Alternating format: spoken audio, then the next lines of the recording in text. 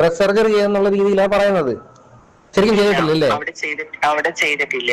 എന്താന്ന് വെച്ചാല് ബിക്കോസ് ഞാനിപ്പോ PROയിലും വിളിച്ചിട്ടുണ്ടായിരുന്നു, ഡോക്ടറെയും കൺസൾട്ട് ചെയ്യുന്ന ഡോക്ടേഴ്സിന്റെ ഭർത്താവിനെയും വിളിച്ചിട്ടുണ്ടായിരുന്നു.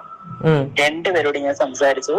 അവർ പറയുന്നത് ജാസി ഇവിടെ വേറെ ഒരു അസുഖമായിട്ട് വന്നതാണ്, അസുഖം ഇവിടെ പറയാൻ പറ്റില്ല, അത് പുറത്തേക്ക് പറയുന്നത് ശരിയല്ല, ഒരു രോഗിയുടെ അസുഖം വേറൊരാളിന്റെ ഷെയറബിൾ ചെയ്യാൻ പറ്റില്ല. പക്ഷെ ബോട്ടിക് സർജറി അവിടെ ഉണ്ട്.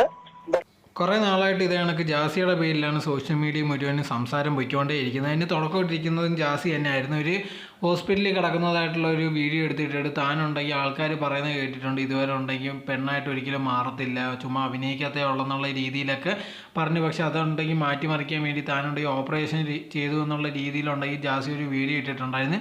അത് കഴിഞ്ഞപ്പോൾ യഥാർത്ഥത്തിൽ ഇത് കണക്ക് ജാസി ചെയ്തു, അതല്ലാതെ ചുമ്മാ പറയുന്നതെന്നുള്ള രീതിയിൽ അറിയാൻ വേണ്ടി ഒരുപാട് പേർക്ക് ആഗ്രഹം വന്ന് അങ്ങനെ ആശുപത്രിയിലൊക്കെ വിളിച്ചു ചോദിച്ചപ്പോഴത്തേക്കുണ്ടെങ്കിൽ അതിൻ്റെ ഫുൾ ഡീറ്റെയിൽസ് ഒന്നും കിട്ടിയില്ല. ബട്ട് കുറച്ച് ഡീറ്റെയിൽസ് മാത്രം കിട്ടി. അതിൽ മെയിനായിട്ട് മനസ്സിലായ കാര്യം എന്ന് പറഞ്ഞാൽ ഹോസ്പിറ്റലുണ്ടെങ്കിൽ ഡൗൺ സർജറി ഒന്നും ചെയ്യുന്നില്ല. അതോടെ തന്നെ ഉണ്ടെങ്കിൽ ജാസി അവിടെ വന്ന് ബ്രസ്റ്റ് സർജറിക്ക് വേണ്ടി ഒന്നുമല്ല വന്നത്, വേറെ എന്തോ ആവശ്യമായിട്ടാണ് വന്നത്. അതുണ്ടെങ്കിൽ ഹോസ്പിറ്റലുകാർക്ക് വെളിയിൽ പറയാൻ പറ്റില്ല. അതുണ്ടെങ്കിൽ അത് നിയമം പോലെയാണ്.